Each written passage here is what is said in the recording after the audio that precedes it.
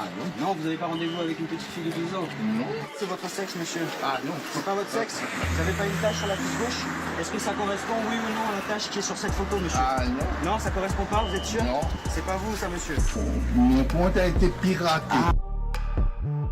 Ah, votre compte a été piraté. Mais vous êtes devant le rendez-vous à 14h20. Précise, vous êtes d'accord avec moi, il est 14h20 et vous avez rendez-vous avec une petite fille de 12 ans ici. Cet homme a été piégé par un chasseur de pédophiles sur les réseaux sociaux. Suite à la diffusion de cette vidéo, l'homme au short orange a été arrêté.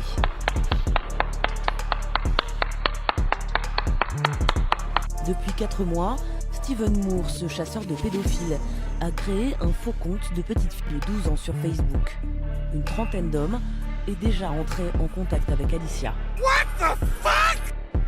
Mais alors, pourquoi Steven Moore a décidé de se lancer dans cette traque? J'ai réussi à le retrouver sur les réseaux, mais il souhaite garder l'anonymat. On a voulu montrer l'ampleur du phénomène de la pédocriminalité sur les réseaux sociaux. Je suis père de famille et c'est pour ça que je fais ça.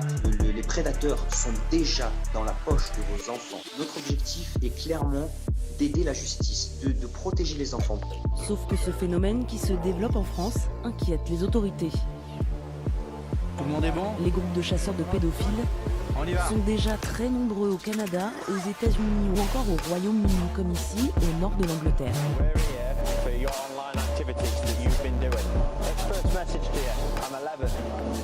Je suis donc allée à la rencontre de la chef des cyberpatrouilleurs de la police nationale, ceux dont c'est le métier de traquer les pédophiles sur Internet. Pourquoi c'est inquiétant pour vous? Mais c'est interdit pour le commun des mortels. Mais c'est interdit pour le commun des mortels. C'est pour tout un chacun, c'est interdit. Il n'y a que certains policiers extrêmement spécialisés, donc même pas tous les policiers français, qui ont accès à cette possibilité, à cette technique d'enquête. Ce qui n'est pas le cas de monsieur et madame tout le monde qui se déclarent chasseurs de pédophiles. Il peut se mettre en danger lui-même quand il se rend à des rendez-vous comme ça. On ne sait jamais sur qui on peut tomber. En France aujourd'hui, ils sont 20 cyberpatrouilleurs à être habilités, alors qu'au Royaume-Uni, ils sont 250. On manque de moyens, comme tous les services de police en France. Mais ça se réglera peut-être un jour, on ne sait jamais. On va peut-être avoir... Parce que c'est un argument avancé par les chasseurs. Ils disent qu'il n'y a pas assez de moyens, il n'y a pas assez de moyens sur les réseaux. Sauf que, est-ce que le but est d'identifier des victimes, de faire condamner des dangereux individus qui traînent sur le net et qui abattent des mineurs correctement, même si c'est en nombre restreint, ou de faire feu de tout bois, d'essayer de contrecarrer le manque de moyens qu'on peut rencontrer nous dans nos services, pour au final ne pas obtenir de réponse au niveau justice, pour éventuellement se mettre en danger des mineurs, puisqu'on ne peut pas aller au bout de l'enquête. Je pense que c'est pas le but de ce monsieur.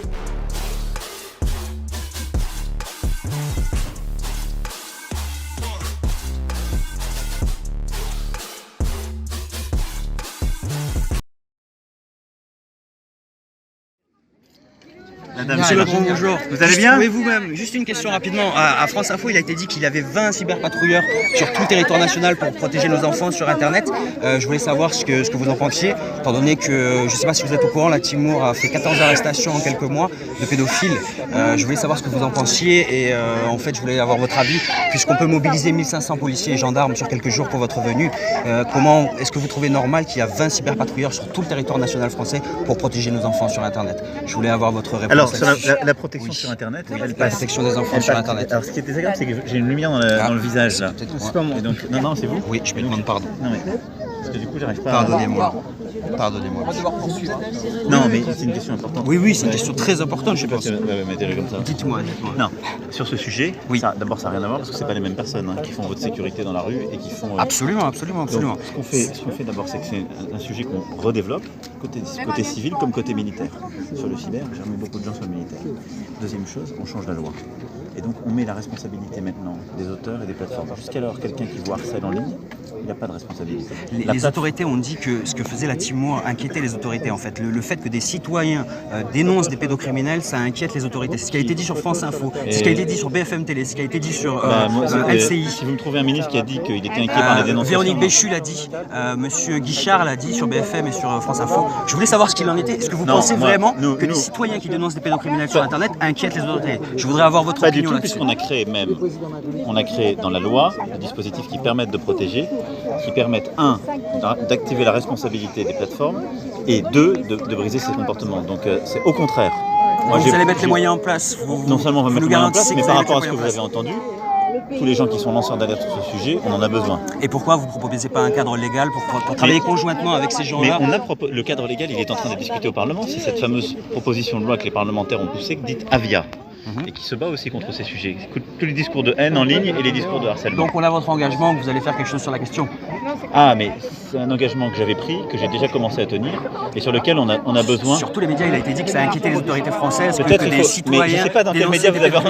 BFM Télé, Le Parisien... Ils sont là, alors demandez-leur, mais... Oui, Le Parisien, France Info, ils étaient là aussi également. Jamais les autorités ont dit que... Les autorités... Si, ça a été dit, non, mais... Ça a été dit à la télévision, par LCI, il y a une semaine. Parfois, il se peut que la télé vous entendiez des bêtises. Ah non, c'est les autorités, c'est vos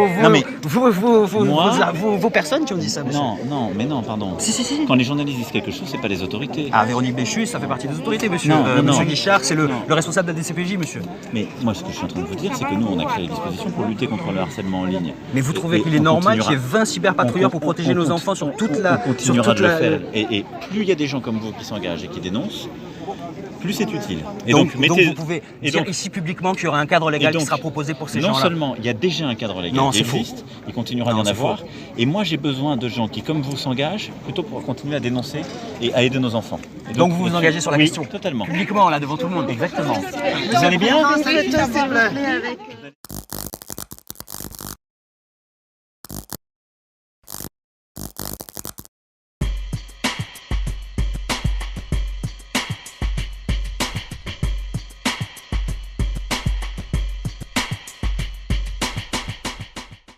Eh ben, il me racontait ses exploits sexuels et il me racontait qu'il faisait ça avec d'autres filles de mon âge. Il faisait ça avec aussi une gamine de 13 ans.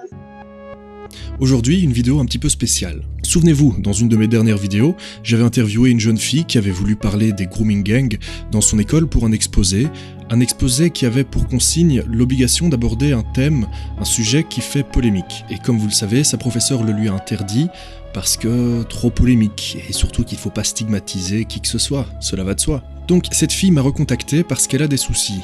Elle s'est laissée amadouer par un pervers sur internet qui tente de la faire chanter avec des photos et des vidéos d'elle, des photos et des vidéos à caractère sexuel.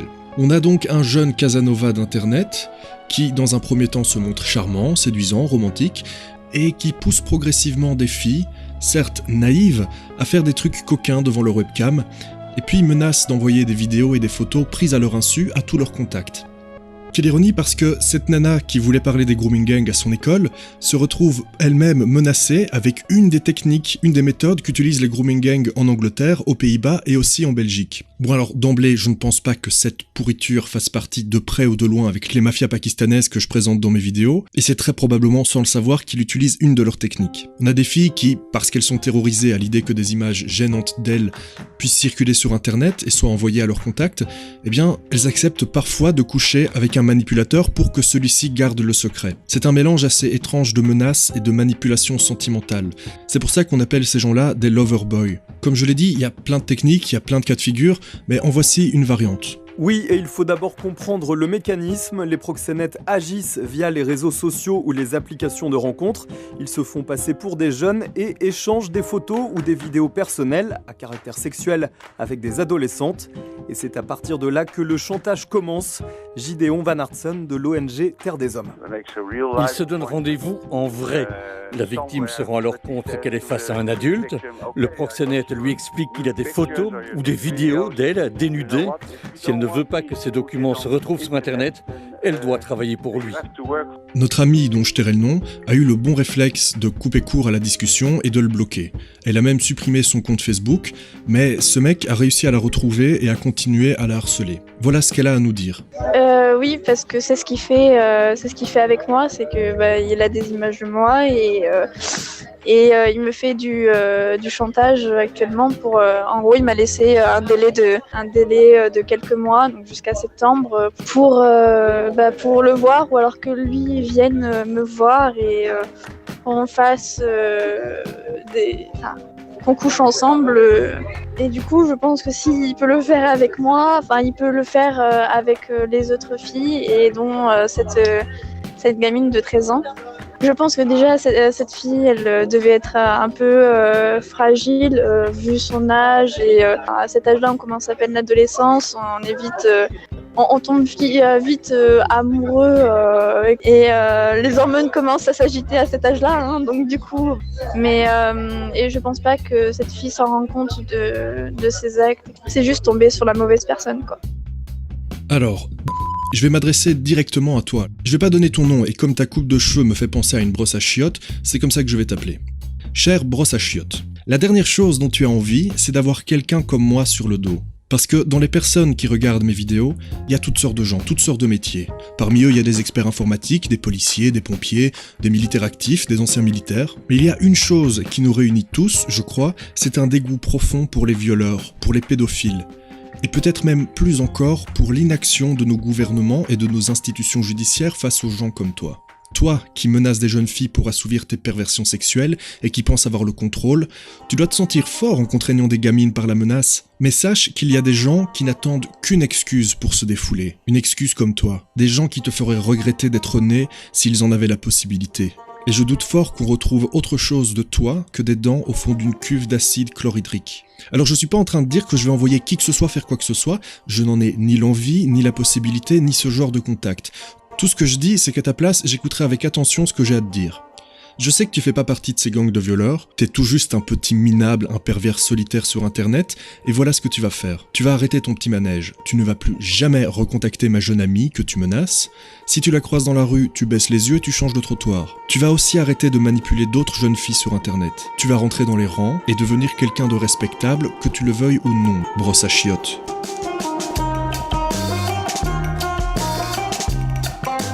Merde, j'avais complètement oublié de faire de la pub.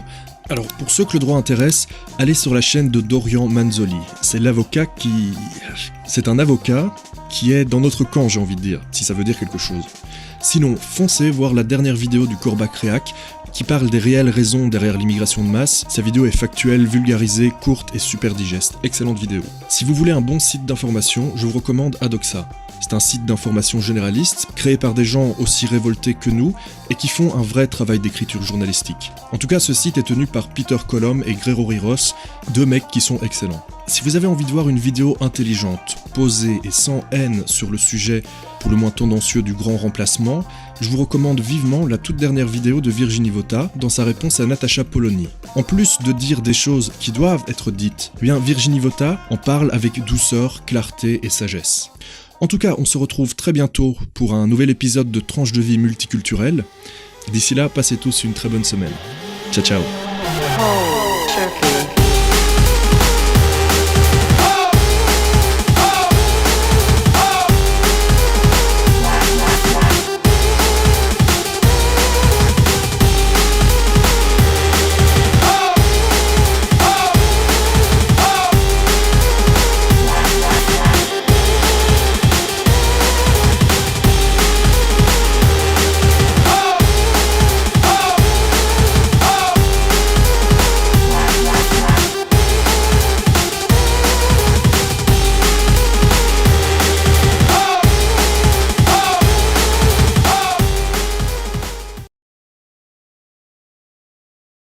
Comment est-il un bon chauffeur, me demande Mogan. Ah bah tiens Mogan, tu connais Mogan toi, non? C'est qui Mogan? Oh, c'est un youtubeur qui te plairait parce que toi qui aimes les gamins... Les quoi, pardon?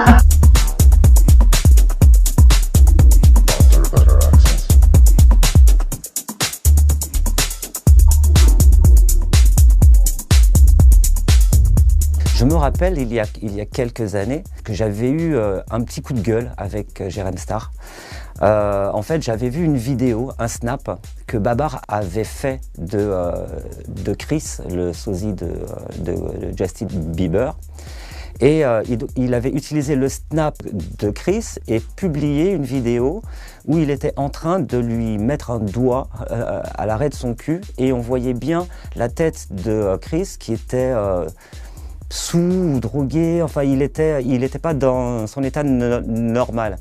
Et du coup, j'en parle à Jérém et je lui dis « Est-ce que tu trouves que c'est normal ce genre de comportement de ton ami ?» Il m'avait dit que Babar faisait venir des mineurs voilà, et qui faisait des soirées voilà, à la maison. Entre Babar et moi, ça n'allait pas. C'est tout simplement que Jérém, quand il m'a avoué que Babar se tapait des mineurs, ça m'a mis en rogne. Et là, j'ai dit, ce mec-là, je ne veux plus le voir. Voilà, tout simplement.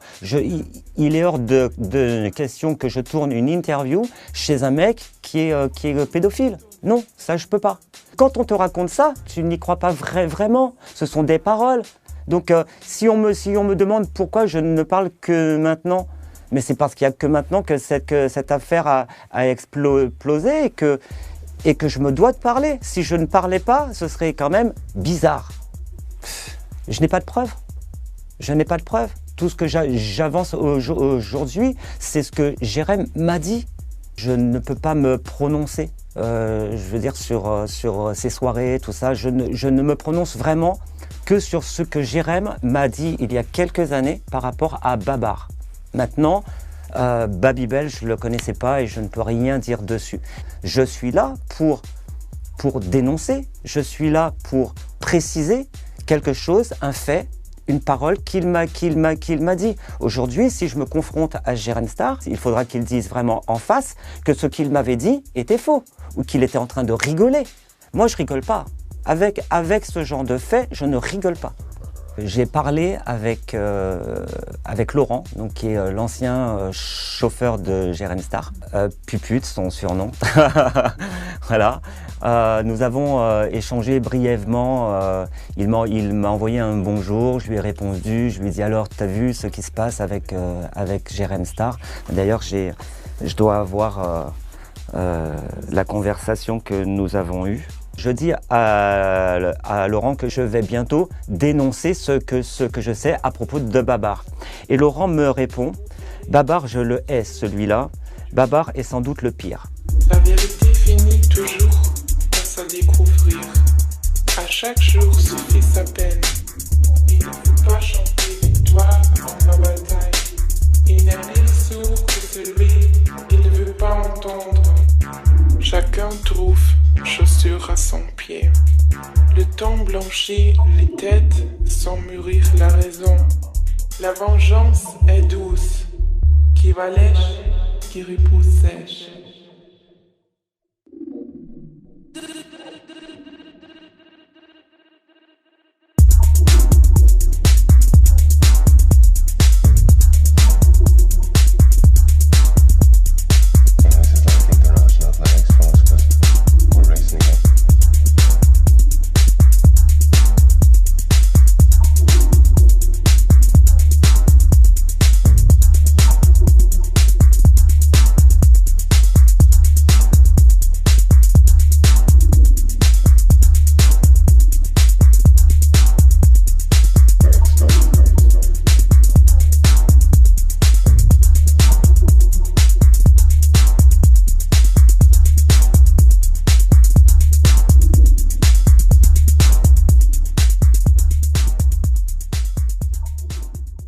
Salut à tous!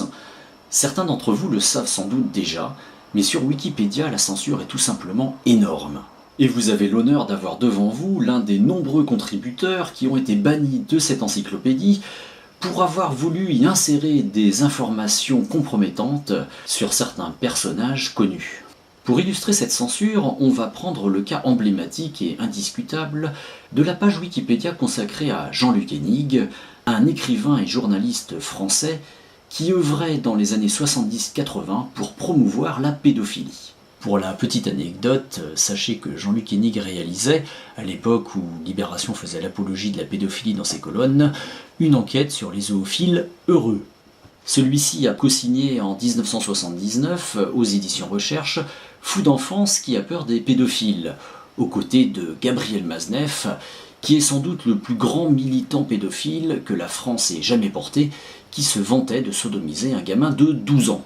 Le 25 décembre 2017 à 19h04, cette information capitale a tout simplement été supprimée de la page de Jean-Luc Hennig par un certain Jules 78120.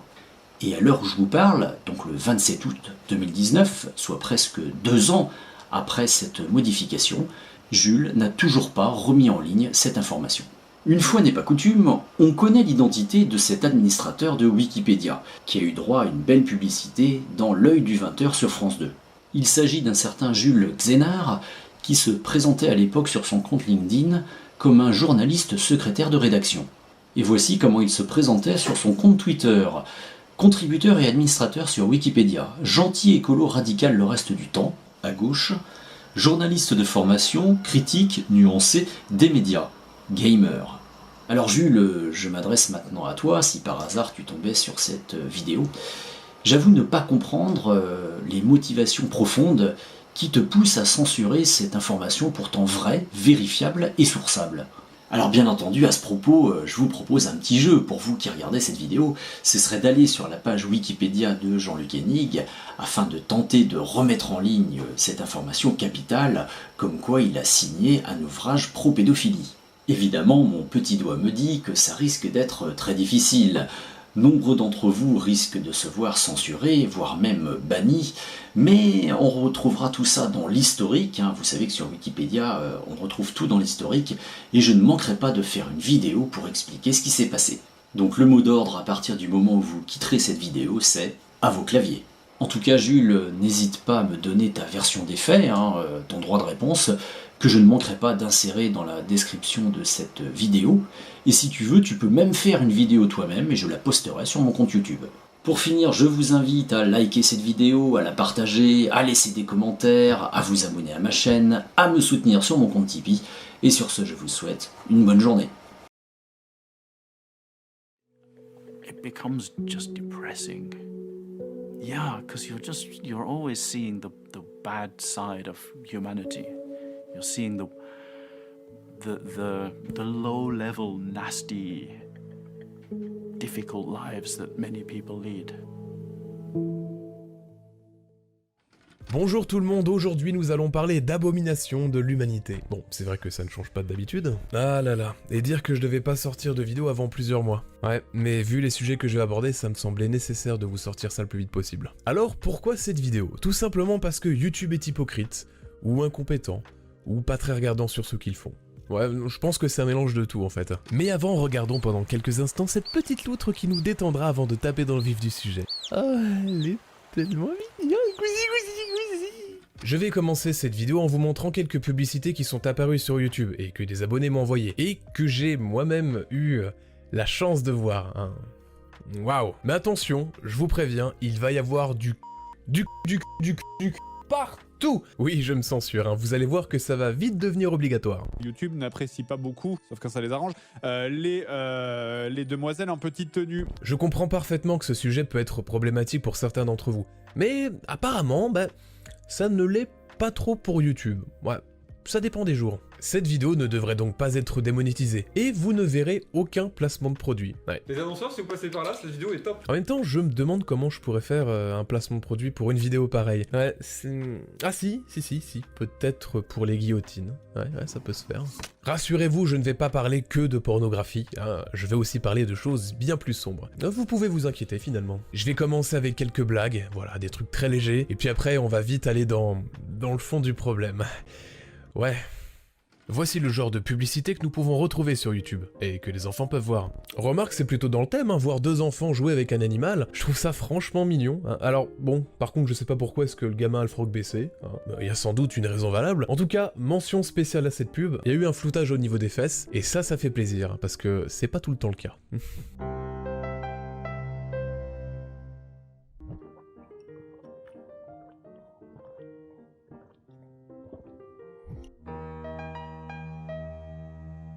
Ah, ok. Alors, il y a un léger truc qui me dérange sur cette photo, je pense que tout le monde le voit. Enfin non, justement, on ne le voit pas. Il n'y a pas la référence de la montre, et ça, j'aurais bien aimé la voir. Alors, j'ai aussi bien la publicité en couleur, mais non. Vous savez quoi? Je pense que je vais télécharger l'application et puis je vais demander à cette charmante dame. Je pense qu'elle pourra m'aiguiller. Ah! M'aiguiller montre. Je l'ai pas fait exprès, en plus, c'est de l'impro! Alors, c'est marrant parce que je suis sûr que certains ne vont pas du tout avoir de problème pour regarder cette publicité. Hein? Alors je suis sûr qu'en face d'elle, il y a ça. J'aime quand c'est très raisonnable et quand ça l'est un peu moins. Quoi qu'attendez... Ah non, non, non, non, non! La pub veut mettre en avant une nouvelle musique. Ah ben, on pouvait pas penser ça au premier regard, hein? Non, va falloir être un petit peu plus précis pour les prochaines. Oh!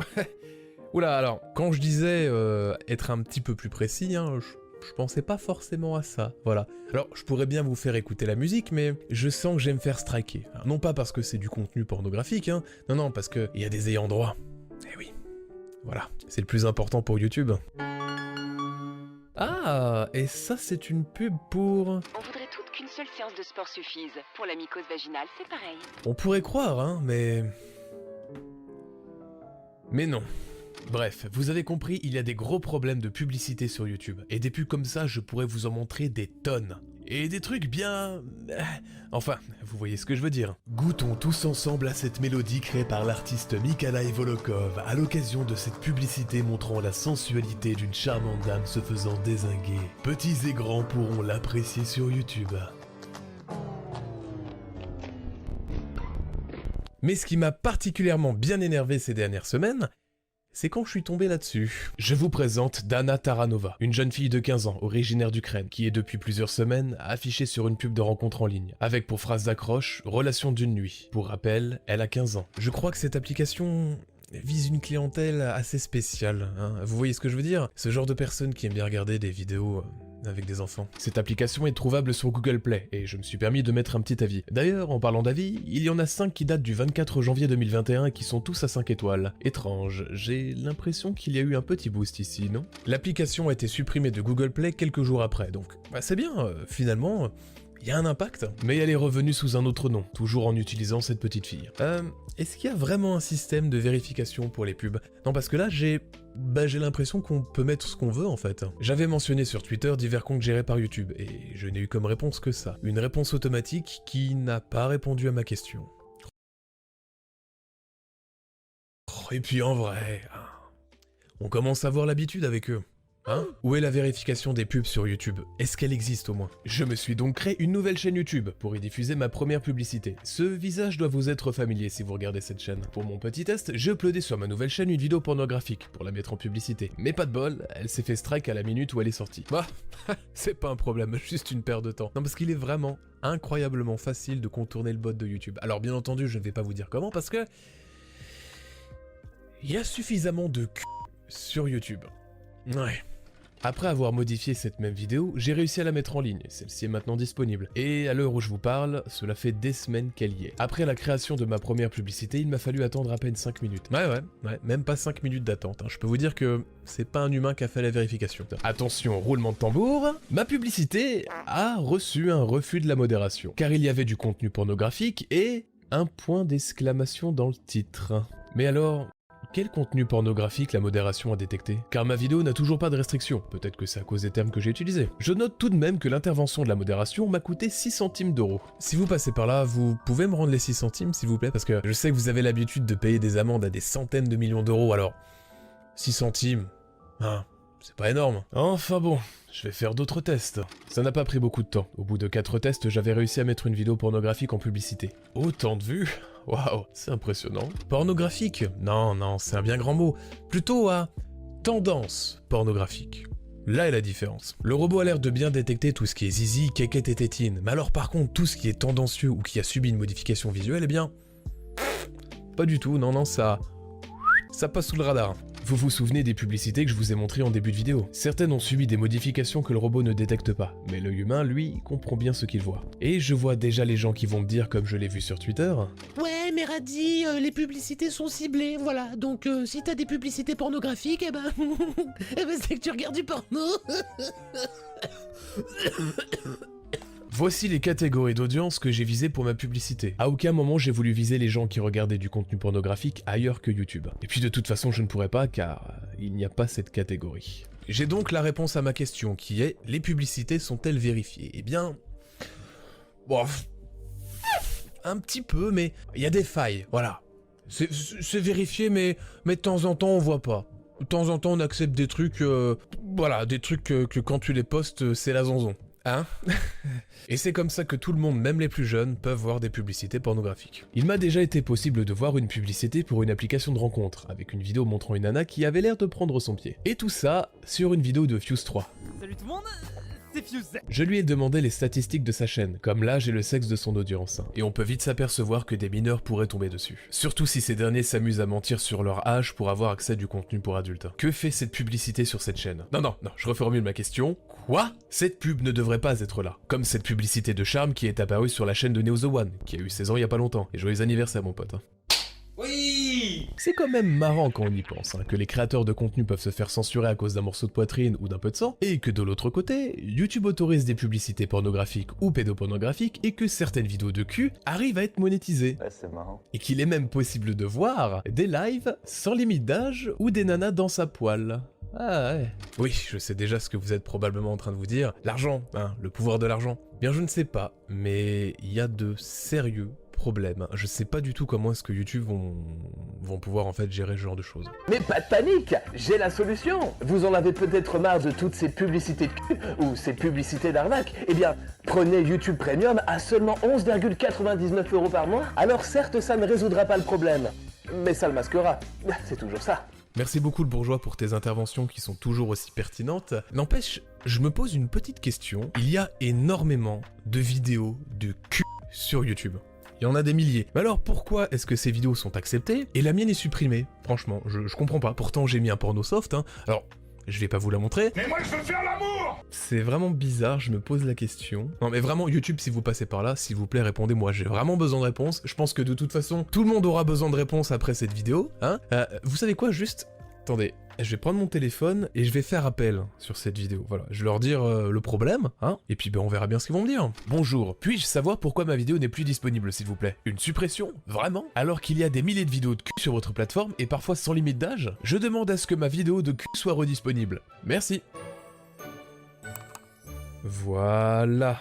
Bon, je vous dirai en fin de vidéo si j'ai reçu une réponse. Pour en revenir à Dana Taranova, cette chaîne est un festin pour les prédateurs. Les chaînes pour enfants sont censées être contrôlées. Il faut certaines conditions pour que la rubrique commentaires puisse être accessible. Et en voyant certains commentaires, je me dis que le travail de modération est à revoir.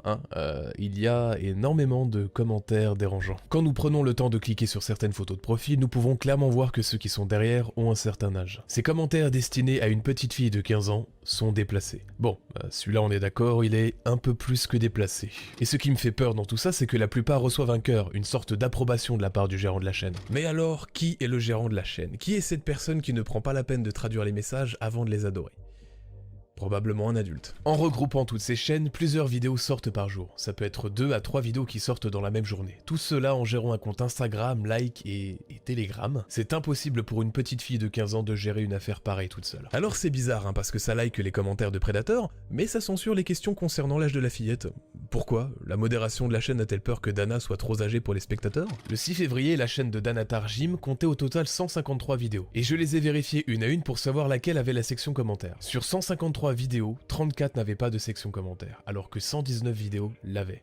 C'est énorme. Selon cet article du Figaro, seul un petit groupe de créateurs aura le droit de conserver cette fonctionnalité, à la condition qu'ils effectuent une modération active de leurs commentaires, ne se reposant pas seulement sur les outils déjà proposés par YouTube. Parce que oui, mettre un cœur sur ce commentaire est une modération active, et non une modération qui a du sens. Faudrait peut-être essayer de traduire le commentaire avant de l'adorer, non? Adorer un commentaire, en tout cas, pour moi, est un genre d'approbation. Et c'est terrible parce que ça pourrait encourager ce genre de comportement. J'espère pour cette petite fille qu'elle ne regardera jamais les commentaires. Elle pourrait y voir des choses horribles. Après, j'ai ma petite théorie. Voilà, je vous l'expose.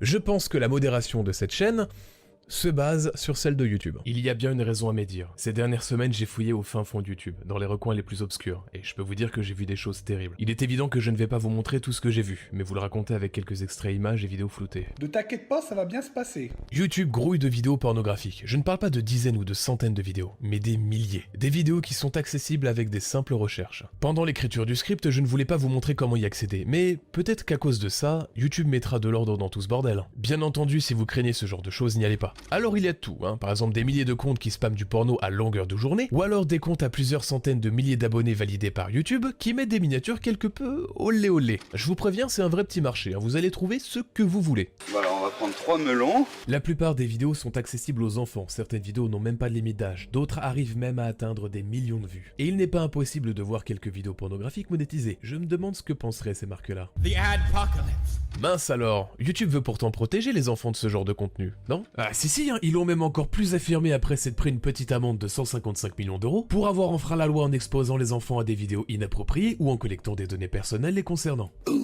Alors attention, parce que YouTube interdit pour les mineurs de moins de 13 ans de faire des comptes sur YouTube, par contre, la collecte de données, bon... les affaires sont les affaires.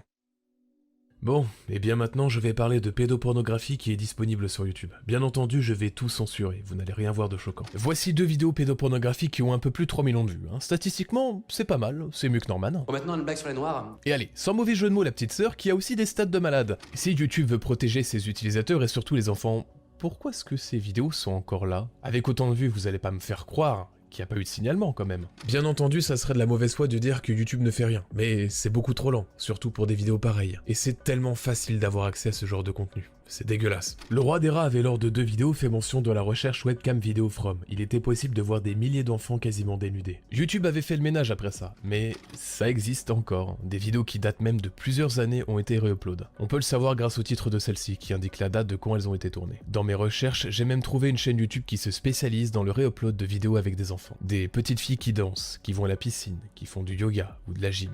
Bref, que des activités où ces petites filles sont en sous-vêtements. Ah, autre chose de dérangeant. On parle de quel genre de divertissement là? Il existe aussi tout un tas de playlists où il est possible de voir le postérieur de petites filles, et d'autres où l'on peut voir des jeunes filles en maillot de bain ou en sous-vêtements. Quelques-unes de ces vidéos ont été tournées dans un milieu familial, mais elles ont vite été détournées. Certaines ont des centaines de milliers de vues. C'est ahurissant. Il serait justifié de se dire mais que fait réellement le robot YouTube face à ça? Et surtout que font les modérateurs face à un tel contenu? Le robot YouTube a une petite excuse, il a été codé par les humains donc c'est normal que de temps en temps il fasse une connerie. Analyser des milliers de vidéos par seconde, pour lui c'est compliqué. Mais ça doit être aussi extrêmement difficile pour les modérateurs. Ces personnes-là regardent pendant plusieurs heures et chaque jour du contenu qui doit être filtré sur la plateforme, et de prendre les décisions si oui ou non ce contenu peut rester. Et ce contenu-là, je l'ai vu. Tout ce que l'humanité peut faire de plus horrible. Le genre de monstruosité qui laisse des séquelles psychologiques. Moi, le pire, je dirais... Ouais, je dirais peut-être les décapitations et le viol de bébés. Ouais, ça, c'est peut-être les choses les plus fortes.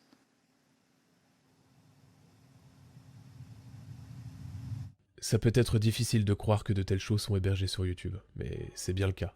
Et c'est pareil sur d'autres plateformes. Bref, j'ai vu ces horreurs pendant plus de 2 semaines, donc pas par plaisir, comme certains imbéciles s'amusaient à dire sur Twitter, mais pour vous avertir et peut-être changer les choses. Faites vraiment attention à ce que vos enfants, votre petite sœur ou votre petit frère font sur internet. Je ne dis pas de les contrôler, mais ne serait-ce que les accompagner pour leur faire connaître les bénéfices et surtout les risques que l'on peut retrouver sur internet. Sans faire mention de ce que je vous ai dit dans cette vidéo, combien de fois j'ai pu voir des annonces mises en avant par YouTube qui redirigent les gens vers des sites d'arnaque qui siphonneront votre carte bleue avec des abonnements cachés. Des arnaques qui parfois utilisent l'image des autres. Ou des influenceurs qui font de la promotion de contrefaçon de produits dangereux pour notre santé ou qui sont simplement inefficaces. Internet pullule d'individus ayant des mauvaises intentions. Ça, vous l'avez très bien vu sur cette chaîne. Il vient de se passer quelque chose de, enfin pour moi, de très traumatisant.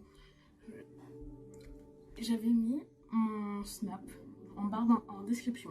Et il y a une fille qui est venue me parler et qui m'a dit est-ce que tu peux ajouter mon frère s'il te plaît? Moi, gentil, je l'ajoute. Il me dit t'as l'air gentil et tout ça. Je lui dis ah bah cool. Et après je lui dis désolé, je dois travailler. J'ai été travailler de mon coin et je reviens sur mon téléphone et là je vois qu'il m'a envoyé une vidéo. Il m'a envoyé une vidéo de lui en train... Bon, les gens avec un âge assez haut ont compris. Je souhaite à personne de vivre ça vraiment. Ça, sur le coup, ça m'a vraiment fait pas peur, mais ça m'a vraiment traumatisé. Je souhaite à personne de vivre ça vraiment. Et si tu passes par là, je te demande de ne plus le faire. Parce que pour une enfant de mon âge, alors que je n'ai que 11 ans et que toi t'en as 25, bah voilà, je souhaite à personne de vivre ça. Vu l'importance des sujets abordés, je vous demanderai s'il vous plaît de partager cette vidéo. Tout seul je ne peux pas faire grand chose, mais ensemble on peut arriver à faire bouger tout ce bordel. Et si vous avez envie d'en informer les journalistes ou même des influenceurs et influenceuses, très bien, mais je vous demanderai de faire ça dans le respect s'il vous plaît. Je vous mets un lien Google Doc dans la description de cette vidéo, avec presque tout le contenu malsain que j'ai pu retrouver. N'hésitez pas à le signaler. Pour le contenu plus grave, j'essaierai de prendre contact avec YouTube et d'en faire directement les signalements. Je ne peux pas vous exposer toutes les horreurs qu'il y a. Comme nous avons pu le voir, il y a de très gros problèmes sur cette plateforme. Je pense sincèrement que YouTube doit prendre des nouvelles mesures pour protéger ses utilisateurs, mais aussi pour les modérateurs et modératrices qui se tuent toute la journée à voir du contenu juste ignoble et qui n'ont pour la plupart pas d'aide psychologique. Pour ma part, je ne pense pas refaire de vidéo sur ce sujet, sauf si c'est vraiment indispensable. Ces dernières semaines ont été suffisamment pénibles, et je n'ai pas envie de revivre ça. S'il y a des bons changements du côté de YouTube, j'en parlerai sur mon Twitter et sur mon Instagram. Voilà, bon je pense que je vais vous dire... au revoir. Juste un instant. C'est vrai que je devais vous lire la réponse que j'ai reçue de YouTube, vous savez, par rapport à ma vidéo qui s'est fait delete, en fait, ma vidéo porno. Et j'ai eu une réponse, alors je vais voir ça avec vous maintenant. Salut Ludovic Rossignol, nous avons examiné votre contenu et constaté des violations graves ou répétées de notre règlement de la communauté. Pour cette raison, nous avons supprimé votre chaîne YouTube. Ah, voilà. Nous savons que c'est probablement une nouvelle très bouleversante, ah oui, mais c'est notre travail de nous assurer que YouTube est un endroit sûr pour tous. Vraiment? Ah ben c'est bien de me le dire. Si nous pensons qu'une chaîne enfreint gravement nos politiques, nous la supprimons pour protéger les utilisateurs de la plateforme. Mais si vous pensez que nous avons fait le mauvais appel, vous pouvez faire appel de cette décision. J'ai fait la demande le lundi 15 février 2021 à 11h19.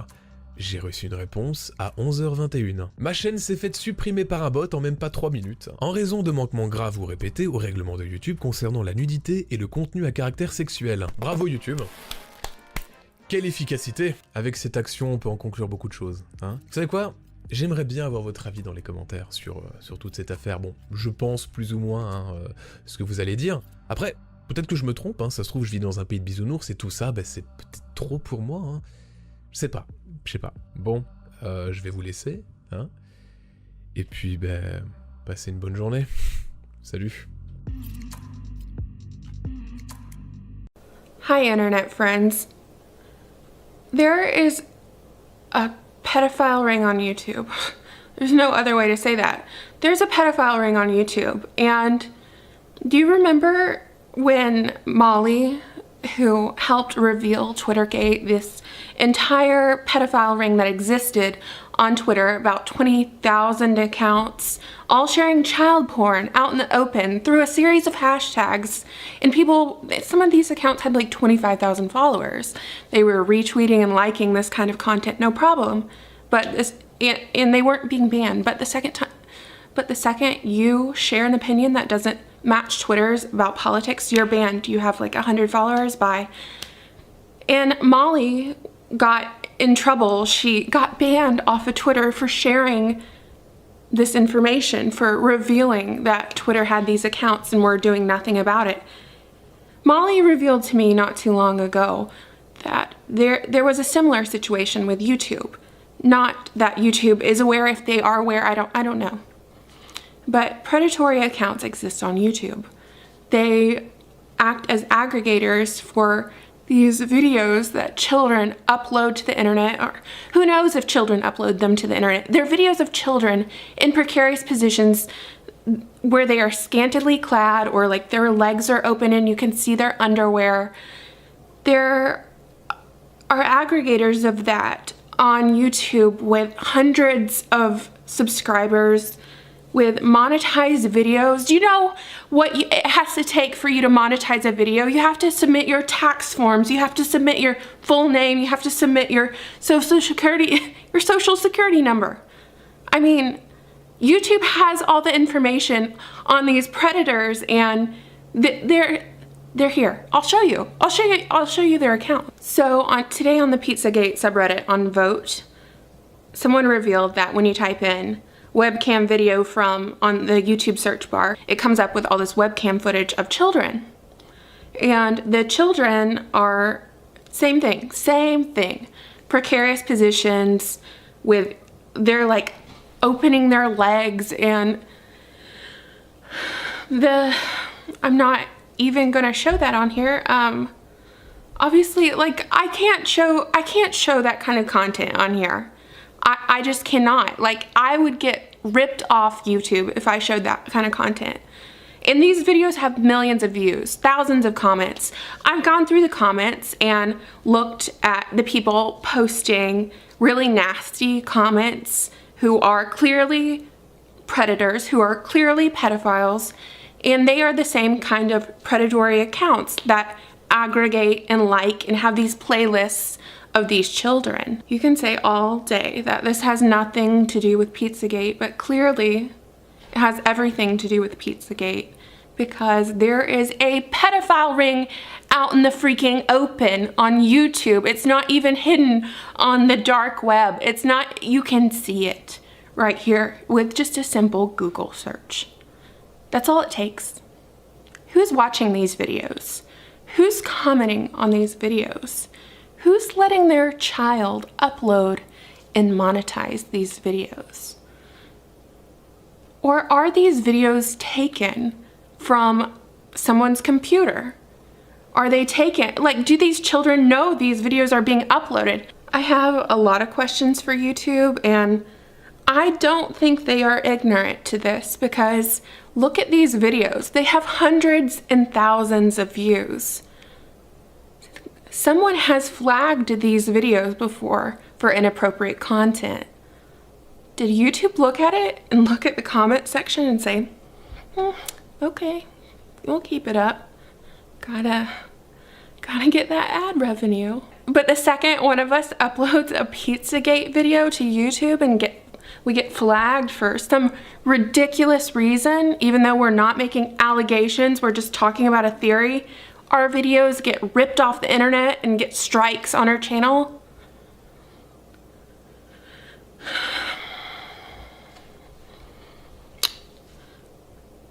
A pedophile ring exists on YouTube. And instead of everybody sitting at their keyboards and doing nothing and just bitching at the computer and all of us being disgusted, let's actually do something about it.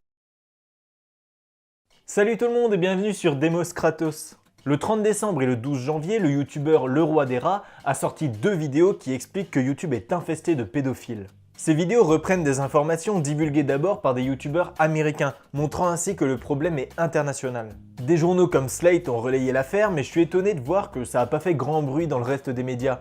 Je vous laisse bien évidemment toutes les sources dans la description de la vidéo sur YouTube. Mesdames et messieurs, bienvenue dans le train de l'horreur, veuillez prendre place et préparez-vous à découvrir une des faces sombres de l'humanité. Le 22 novembre 2016, c'est le Twittergate. Des internautes et des journalistes découvrent des dizaines de milliers de comptes Twitter qui partagent des vidéos et des photos d'enfants en petite tenue. Il s'agit bien là de pédophilie. Petit rappel de la définition, la pédophilie est une attirance ou une préférence sexuelle d'un adulte envers des enfants prépubères. Donc regarder ce genre de photos ou de vidéos, même s'il n'y a pas de contact physique avec les enfants, c'est bel et bien de la pédophilie. Mais Twitter n'est pas le seul dans ce cas. YouTube dépasse de très loin tout ce qu'on aurait pu imaginer. Il vous suffit de taper webcam vidéo from dans la barre de recherche YouTube et vous allez tomber sur des millions de vidéos de petites filles en petite tenue. Et ce qui est choquant, c'est que certaines de ces vidéos ont plusieurs millions de vues. Et je rappelle que ça, c'est que en France, hein. Vous tapez webcam vidéo from dans d'autres langues, russes ou indiens par exemple, vous tomberez sur des millions de résultats pour chacune des langues. Mais d'où vient ce nom webcam vidéo from ? Eh bien beaucoup de monde pense que ça vient du fait que quand on se filme avec une webcam, le nom du fichier s'appelle webcam video from avec la date à laquelle on a filmé.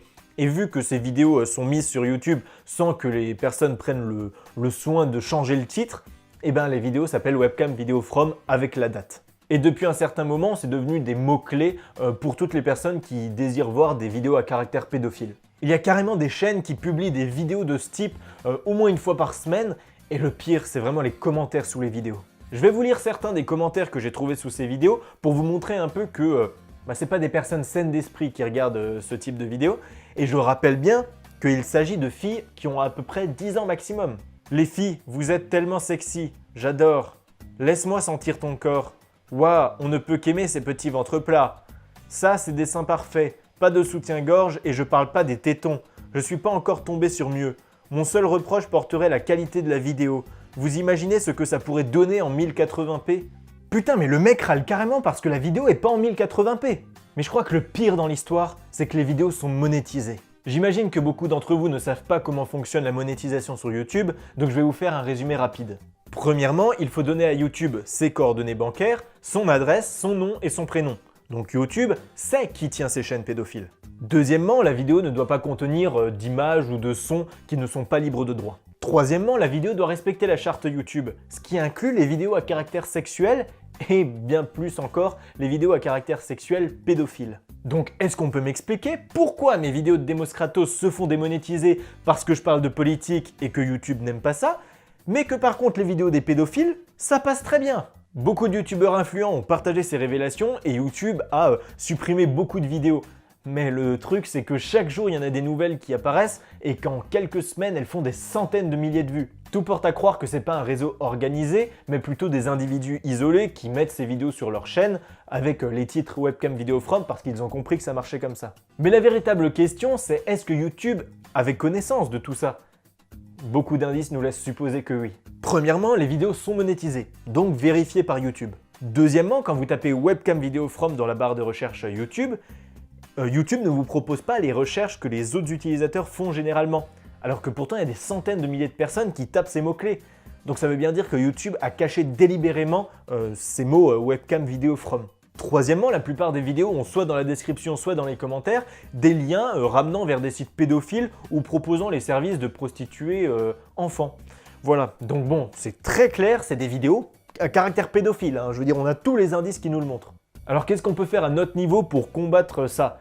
Eh bien on peut aller sur les vidéos et les signaler pour que YouTube se rende compte que mince, il y a beaucoup de monde qui commence à voir un peu ce monde pédophile et qu'il supprime tout simplement les vidéos. Vous n'avez qu'à taper Webcam Video From dans la barre de recherche YouTube, lancer des vidéos au hasard, aller en dessous de la vidéo dans l'onglet Plus et cliquer sur Signaler. Si après toutes ces vagues de signalements, YouTube n'arrive pas à régler le problème ou au moins à coopérer avec la police et la justice pour régler le problème, c'est qu'ils sont complices. Partagez au maximum cette vidéo autour de vous pour que tout le monde connaisse cette affaire et qu'on arrive à faire réagir YouTube.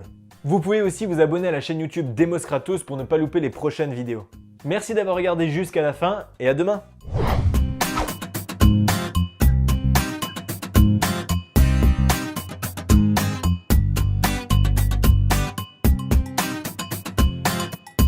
Salut tout le monde, aujourd'hui vidéo très courte et spontanée pour agir à un énorme scandale qui a lieu en ce moment sur YouTube et qui rentre parfaitement dans plusieurs sujets de certaines vidéos que j'ai pu faire et notamment celle de juin 2018 sur YouTube Wake Up. Pour faire simple, les Américains ont enfin compris et réalisé l'ampleur du problème de pédophilie qu'il y avait sur YouTube, ce qui a provoqué la fuite des gros annonceurs comme Epic Games, Disney, Nestlé et plein d'autres qui ont retiré leurs pubs sur YouTube suite à cette entre guillemets révélation. Parce qu'il faut savoir que la vidéo qui a provoqué tout ça aux États-Unis, c'est tout sauf nouveau. Ce YouTuber ne rajoute absolument rien par rapport à ma vidéo qui avait été faite en juin 2018. Et dans ma vidéo, je parle d'un article qui date de 2006 qui raconte exactement la même chose. Ça va donc faire 13 ans que ce phénomène existe et que forcément YouTube est au courant au moins depuis un an. Je vais juste vous faire une piqûre de rappel sur toute cette affaire en vous rajoutant des trucs dont vous n'êtes pas forcément au courant. Puis ce qui s'est passé récemment et ce que YouTube a fait pour rassurer les gens et surtout les annonceurs qui pour le coup vraiment étonnant. Alors donc fin 2016, j'ai sorti 2 vidéos pour alarmer les gens sur des réseaux pédophiles sur YouTube. On y voyait des commentaires très déplacés d'adultes qui visionnaient des vidéos provenant de webcams upload innocemment par des enfants, où on pouvait les voir en pyjama assez court par exemple, ou en train de danser pouvant laisser apparaître des sous-vêtements. Il y avait des millions de vues et des centaines de commentaires par vidéo. Ça avait fait pas mal de bruit, mais YouTube avait simplement amoindri le problème avec un gros travail de modération et de suppression. On n'en avait plus entendu parler, puis j'avais continué mon enquête pour sortir en juin 2018 la suite de tout ça. J'ai essayé de montrer derrière ma vidéo YouTube Wake Up l'ampleur de ce problème qui allait bien au-delà des vidéos webcam. J'ai démontré que le contenu qui pouvait intéresser les pédophiles était énorme énorme, que ça passe par des vidéos de danse des enfants, de gymnastique, à la plage, que certains faisaient des playlists avec que des vidéos où on voyait les enfants dans des positions qui pouvaient intéresser les pédophiles. Et ça représente des milliers de vidéos, des centaines de chaînes, des millions et des millions de vues. Et quand on tombe sur ces vidéos, l'algorithme faisait en sorte de nous recommander les mêmes vidéos. Donc quand tu trouves une vidéo qui pourrait intéresser un pédophile, tu les trouves toutes. Et j'ai aussi démontré que sur internet, des gens connaissaient cette combine et se partageaient clairement des vidéos de ce genre sur YouTube, pour leur plaisir malsain sur des forums en ligne. C'était donc un réel réseau pédophile. J'avais montré aussi qu'on pouvait voir sur certaines de ces vidéos des annonceurs de publicité comme Intermarché à l'époque. Je vous invite à visionner la vidéo pour mieux comprendre tout ça, c'est en description. Alors qu'est-ce qui s'est passé suite à ma vidéo? Déjà je voulais raconter une petite anecdote assez bizarre qui m'est arrivée avant de poster la vidéo en juin 2018. J'avais donc upload ma vidéo vers midi pour la poster vers 16h ou 17h et j'avais laissé dans ma vidéo en description un lien Google Doc avec plein de vidéos d'exemples à signaler. Et quand je me suis réveillé avant de poster ma vidéo parce que j'avais fait une nuit blanche, je me suis rendu compte de plusieurs choses. Premièrement, ma vidéo qui était en privé et pas en non répertorié et que donc personne ne pouvait voir hormis moi avait non pas une vue mais 21 vues. C'est-à-dire qu'environ 20 personnes avaient visionné cette vidéo qui était, je le rappelle, en privé. Et en vérifiant mon Google Doc, la plupart des vidéos et chaînes que j'avais pu mettre avaient été supprimées. En plus, ma vidéo avait été démonétisée et je suspecte très fortement une sorte de blacklist. Ma vidéo est très peu visible sur YouTube, surtout à la sortie de cette vidéo. Elle avait fait un score de vues très faible comparé à d'habitude. Bref, tout ça, ça m'a paru vraiment bizarre. Au final, le problème n'avait pas été résolu et YouTube avait simplement supprimé les différents liens qu'on pouvait signaler. Rien de concret. Sauf qu'il y a quelques jours, un YouTuber américain du nom de Matt Watson a fait une vidéo qui est devenue rapidement virale autour des vidéos et commentaires pédophiles sur YouTube. D'ailleurs, à mon avis, il est clairement tombé sur ma vidéo et a repris les infos de cette vidéo, qui a des sous-titres anglais, parce qu'il montre ce que j'ai pu montrer et notamment en utilisant le même hashtag YouTube Wake Up, qui avant de publier ma vidéo à l'époque était vide, j'avais bien vérifié. En plus, ça a l'air d'être un personnage assez particulier qui personnellement ne m'inspire pas confiance, surtout après quelques révélations d'autres personnes sur ce Matt Watson. Mais bref, passons, c'est pas très important. Cette vidéo est donc devenue virale, des journalistes américains ont relayé l'info, ce qui a provoqué la fuite des annonceurs sur YouTube. Et vu qu'ils ont retiré leur publicité sur YouTube, qui est la principale source de revenus de YouTube, eh bien là, YouTube s'alarme. Et pour le coup, ils ont pas fait semblant, ils ont annoncé retirer la monétisation des vidéos avec des mineurs et à risque de faire l'objet des commentaires prédateurs. Et en plus, désactiver les commentaires de ces vidéos, ainsi que transmettre aux autorités les contenus de ces prédateurs comme les commentaires par exemple. Ils ont donc désactivé les commentaires de dizaines de millions de vidéos et supprimé plus de 400 chaînes YouTube. Alors j'ai vérifié et il y a bien sur quasiment toutes les vidéos de grosses chaînes pour enfants les commentaires désactivés. Par contre pour les pubs elles ne sont pas désactivées, notamment sur la chaîne de Neo et Swan et Studio Bubble Tea, même sur d'autres grosses chaînes mondiales. Alors est-ce qu'elles ne rentrent pas dans cette prévention déclenchée par YouTube ou alors c'est une question de temps? Dans tous les cas, je pense que s'ils retirent la monétisation des grosses chaînes pour enfants, c'est temporaire pour que les annonceurs reprennent confiance en YouTube et rajoutent leur publicité par derrière. Faut bien comprendre que les chaînes pour enfants, c'est absolument gigantesque niveau revenus pour YouTube. C'est l'un des plus gros marchés sur la plateforme. Donc personnellement, ça m'étonnerait que les publicités soient supprimées sur les chaînes pour enfants comme Swan The Voice et Studio Bubble Tea en France. Et si c'est le cas, ça sera probablement temporaire. Ils vont donc devoir améliorer leurs outils de modération pour empêcher que cela ne se reproduise. Ce qui est le plus révoltant dans cette histoire, c'est que YouTube était bien entendu au courant de tout ça, et depuis au moins un an, mais qu'il a fallu que les annonceurs fuient la plateforme pour qu'ils réagissent, comme pour chaque drama sur YouTube. Et au final, les créateurs sur YouTube, en dehors de toute cette histoire, vont probablement voir leurs revenus globalement chuter. C'est vraiment un énorme scandale. D'ailleurs, plusieurs journaux à l'international m'ont contacté pour avoir des informations, notamment New York Times et le journal The Sun. Pour le coup, je suis curieux d'avoir votre avis sur tout ça, surtout au niveau de la suppression possible de la monétisation pour les chaînes pour enfants. N'hésitez pas en commentaire. N'hésitez pas non plus à visionner des pubs sur ma page YouTube, vu que je gagne plus beaucoup sur YouTube, et de suivre mon Instagram, le roi des rats, YT. C'était juste une petite vidéo pour vous tenir au courant, je bosse sur des grosses vidéos à côté. On se dit à la prochaine, ciao tout le monde.